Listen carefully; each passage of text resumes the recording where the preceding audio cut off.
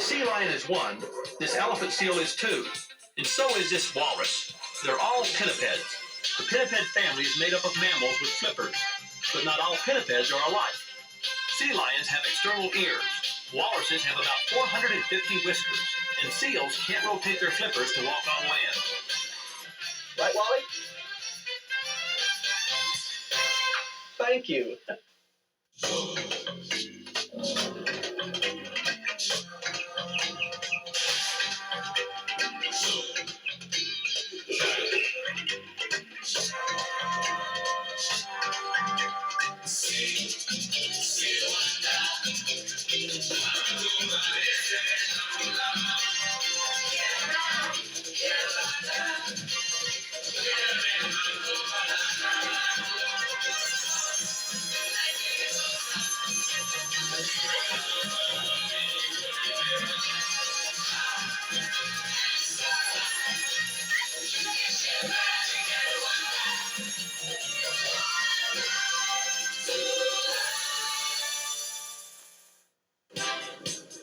Loss of habitat has made it necessary for animals to adapt to man's environment in order to survive.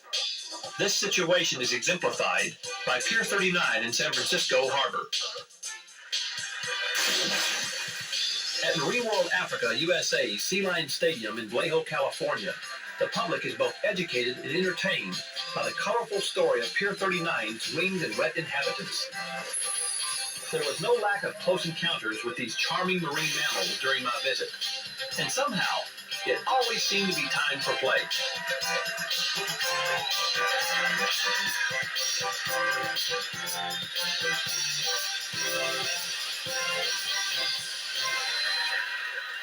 That's a good boy. What? Good boy. So, wow. I've always wondered what makes a sea lion go so fast in the water. You're with me, Bucko and Sultan from Marine World Africa, USA. Now, how can a big old thing like this go so fast? Big old thing like this? I don't think you appreciate calling me that, aren't you? You're a big old thing here. Well, look at, first of all, the adaptation right here. Look at these giant flippers. Wow. Imagine one must take to propel something like this through the water. Now, he's probably close to about 600 pounds. Why, Bucko, do they refer to this as a pinniped? Actually, the translation for pinniped is winged feet or feather foot, Jack. It looks like a wing, doesn't it? Yeah. Yeah. Oh. That wasn't very nice. And of course, they use these mighty fine teeth for grasping fish and prey. They don't chew their food. Yeah, by fish, I bet. Huh? Yeah. Well, they use their teeth for grasping. They don't. Notice here, look, that swallows it right down. They don't chew it. See, if they have larger prey items, what they'll do is they'll grab that fish, shake it into smaller chunks, and then swallow those chunks. So you didn't chew it all, just jump it right down. There's one more. Just one more big fish. I'm sure you'd like a few more. Yeah. I see they got tiny ears. They don't hear very well. Actually, they hear quite well. You might remember the sound travels about twice as fast underwater than it does on land. So they don't really need those sound-catching pinna that the terrestrial animals have. Now, can we see them swim? Well, we'll put them in the water.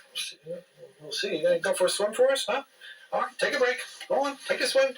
You go. There we go. Well, it looks like a torpedo. They use their front flippers for propulsion and usually the hind flippers for steering. For power. Yeah, for power and steering. That's right. Oh, they're certainly designed to streamline for swimming. You might notice off the torpedo shape of the animal. Designed for cutting through those water with the least amount of effort. Hi, Rachel. Hi, Wilbur. Good girl.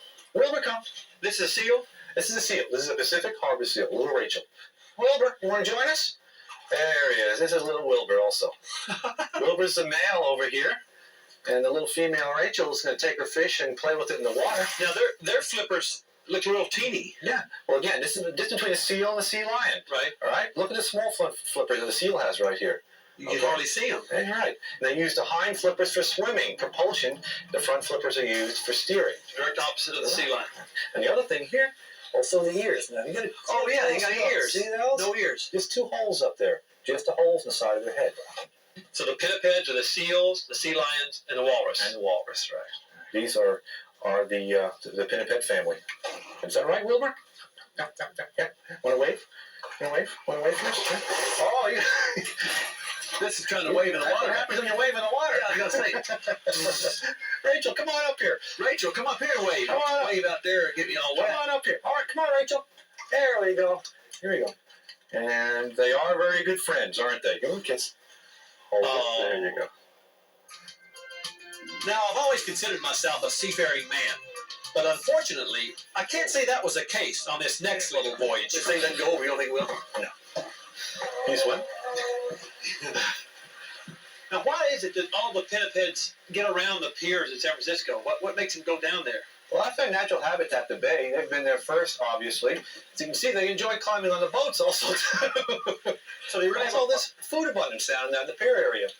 It's illegal now to feed these animals. And he eats fed here. Well, we're pretty voracious. We're thinking big enough for you and me and Bucko. Whoa. Okay, thank you.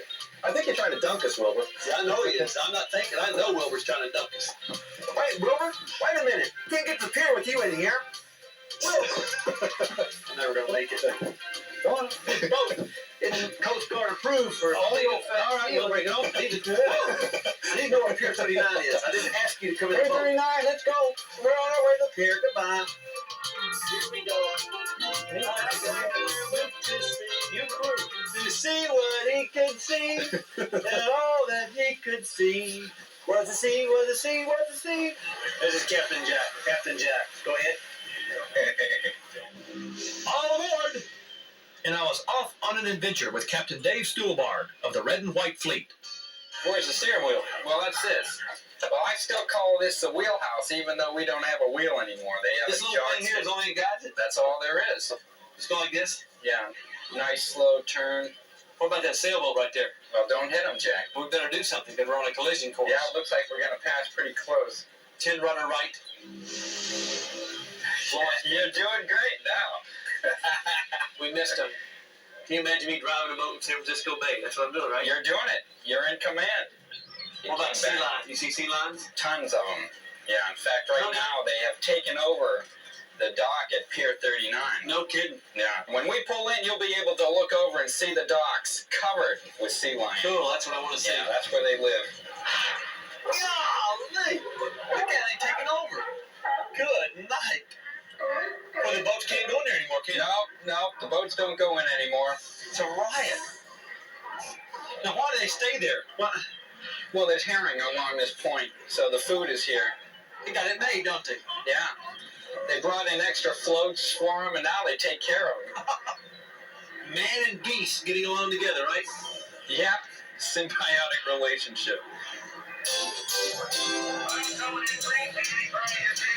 Sea lion dance.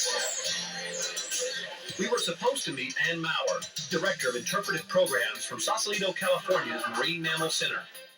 It wasn't too difficult to find Ann and the sea lions, because all you had to do was follow the sounds. And before you knew it, you were face to face with one of the most amazing sights I have ever seen. Now, Ann, what happened to all the boats out here? Well, the boats are no longer here. The sea lions have taken over the docks. Having them this close to people on a man-made structure and not being at all, for the most part, harassed is really amazing. So, what do you think they like about this? These beautiful sunny boat decks? It is beautiful and sunny here. The docks are very easy for them to get on, if you can imagine this compared to a rock. There are not predators of California sea lions in the bay. They're easy access to their food source. What's one of the biggest problems sea lions are facing? I just happen to have in my pocket, but we get a lot of animals that are entangled with these packing straps. Imagine an animal without hands that can take this off of them. More and more we're seeing our own trash is harming these animals. Now that right down there looks like it's got a big hole in his neck. What he's got around his neck is actually a piece of fishing line. And it's cutting into his neck, and as he gets bigger, it'll cut deeper and deeper. If it doesn't break, for all intents and purposes, it could cut his trachea, and he'll die. So you're going to try and get that off? The Marine Mammal Center, which specializes in rescuing and rehabilitating pinnipeds, goes all over California to rescue, but a dock situation is one of the most difficult places to rescue. With this amount of animals on the dock, with the docks being as slippery as they are, it's a very dangerous rescue. And even if you approach them at any angle, all of them will wake up and they'll start to clear the docks. Look at that. Yeah, it's interesting here to watch the California sea lions out here. People come from all over and wonder, why are they doing things they're doing out there? They're out there scratching, they're out there rubbing, they're laying on each other. You'll even see animals walking over each other. California sea lions are very social. They like to be close to each other, and they don't usually mind another guy walking over them, but they might put their head up and protest. They're not disturbed by us, we're not disturbed by them, and it is one of the best viewing spots you'll ever have. I went down for a closer look at these gregarious creatures with Larry Goodson, who works with Pier 39's Harbor Patrol. Now, you're in charge of these docks here? Yes, in the sense that I can go on and fix them when they damage them. But other than that, the sea lions are definitely in charge. I mean, that must be a pretty big honor. I mean, you're in charge of a sea lion dock. It's the only one in the world. Well, it may be an honor to some people, but when you're ankle deep in some of the problems that occur out here, it's not as much of an honor as you'd think. How many are out here right now? 200, 300? I think there's about 325 or so. We've had up to 600 at one time. 600? 600. They stack up like cordwood. Hey, look at this. It just goes on and on and on. I love to see them. In the mornings especially, they're romping around, fighting each other. They've just been in from fishing, and they're full of food and full of good, loving fun. I mean, what do they do besides sit here and sleep all day? Swim and honk? Swim and honk. A sea lion schedule is pretty much the best you can imagine. I think humans often aspire to laying around on docks all day, and all they do is fish and eat in the mornings and at night, and otherwise it's Sun City.